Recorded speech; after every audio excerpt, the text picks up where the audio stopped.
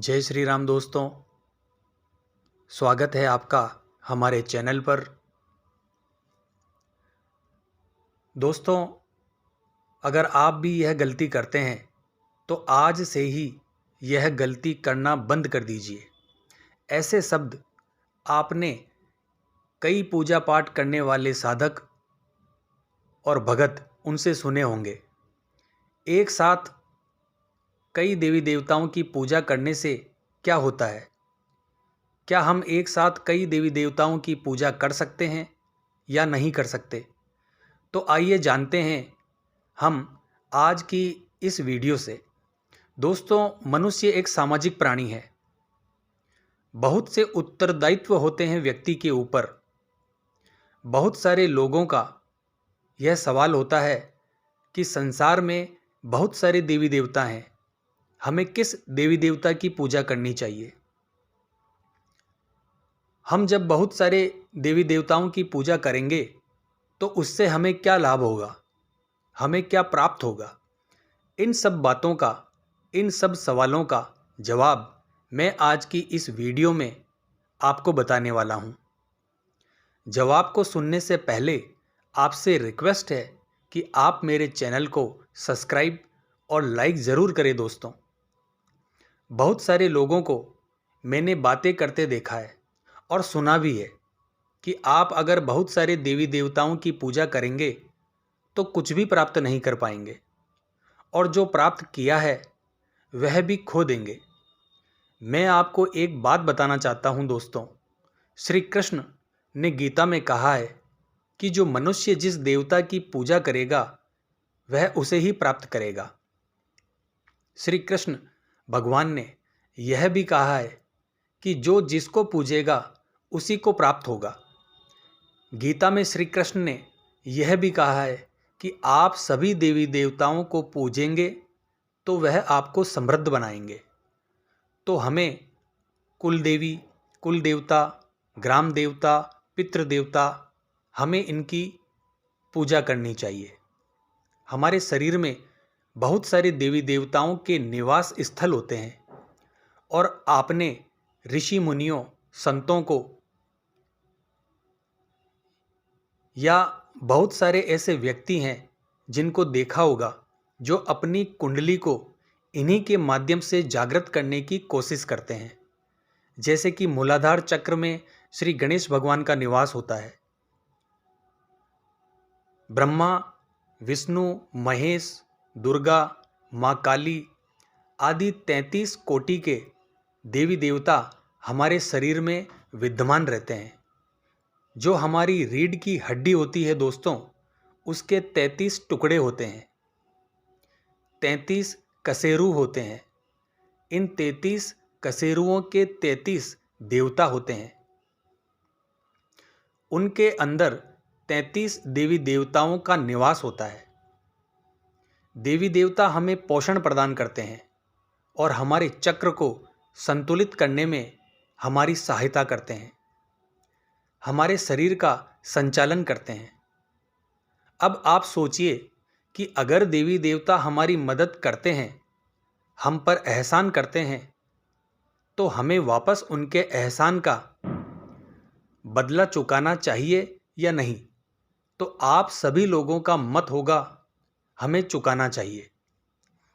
वैसे तो हमारा एक ही इष्ट होता है और प्रत्येक इंसान का भी एक ही इष्ट होना चाहिए और अधिकतर होता भी है। हमें अपने इष्ट की भक्ति करनी चाहिए, इष्ट को मानते रहना चाहिए, उन्हें आत्मसात करना चाहिए, उन्हें अपने साथ रहने का अनुग्रह करना चाहिए, उनकी सेवा भक्ति हमें करनी चाहिए। लेकिन दोस्तों, इस सृष्टि के 5 देवी देवता ऐसे हैं जिनकी पूजा हमें अवश्य करनी चाहिए। यह 5 देवी देवता कौन हैं? यह हैं भगवान गणेश, सूर्य देवता, विष्णु भगवान, भगवान शिव और स्वयं माँ दुर्गा। हमें इनकी पूजा भी साथ में अवश्य करनी चाहिए। हो सकता है इनमें से ही कोई आपका इष्ट हो।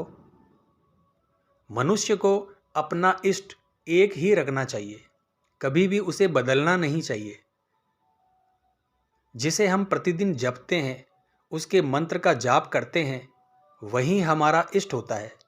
लेकिन पूजन हम इन पांचों देवी देवताओं में से किसी का भी कर सकते हैं। विषय यह नहीं है कि हम इन 5 देवी देवताओं की ही पूजा करें। विषय यह है कि क्या हम बहुत सारे देवी देवताओं की पूजा कर सकते हैं। तो दोस्तों, विपत्ति में हम बहुत सारे देवी देवताओं को याद करते हैं, तो उनमें से कोई भी हमारी मदद करने क्यों नहीं आता? क्योंकि आप बहुत सारे देवी देवताओं को अपना इष्ट मान लेते हैं। देखिए दोस्तों, पूजन और भजन दोनों में फर्क होता है।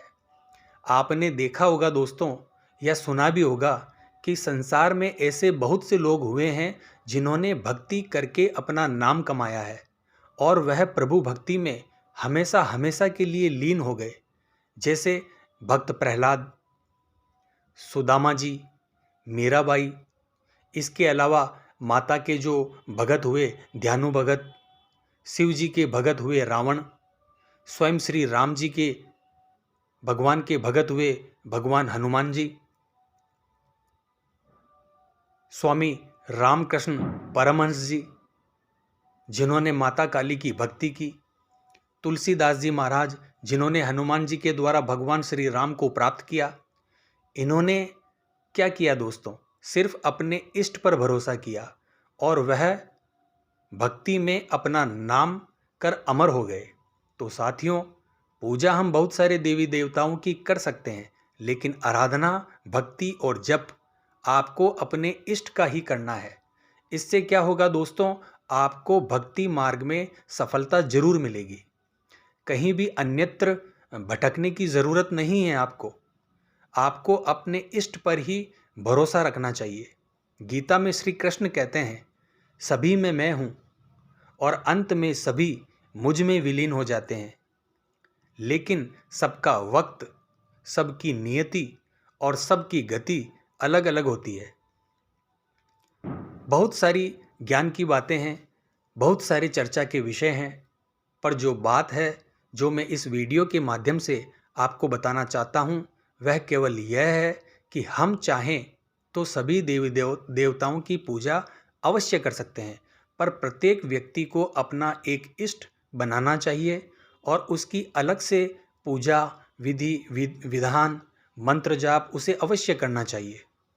तो कैसी लगी ये जानकारी आपको दोस्तों? तो जुड़े रहिए हमारे चैनल से, ताकि और भी इस प्रकार की महत्वपूर्ण जानकारियाँ हम आपके लिए लाते रहें। जय मां अम्बे, जय श्री कल्याण।